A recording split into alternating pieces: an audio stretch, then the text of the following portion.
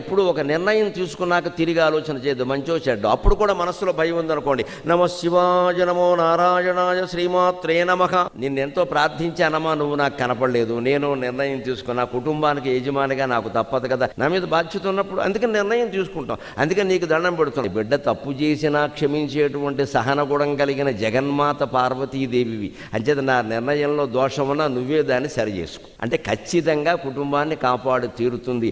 ఆ మనిషి స్త్రీ అయినా పురుషుడైనా వారు చేసిన నిర్ణయం శ్రీకృష్ణ పరమాత్మ నిర్ణయంలో ఉంటుంది, తిరుగులేదు. అది కుటుంబానికి మేలే చేస్తుంది. ఓ మల్లగొల్లాలు పడిపోయి నిద్రంతా మానేసి కాఫీలు తాగేసి టీలు తాగేసి పైత్యం బాగా పెంచేసుకుని మళ్ళీ బిళ్ళలు బాగా వేసేసుకుని చివరికి ఏ నిర్ణయం తీసుకోలేక పత్రికల వాళ్ళకి రాయడం, ఓ సోదరి ఓ సోదరుడు మీరు నిర్ణయం చెప్పండి. వాళ్ళు ఏం చేస్తారండి?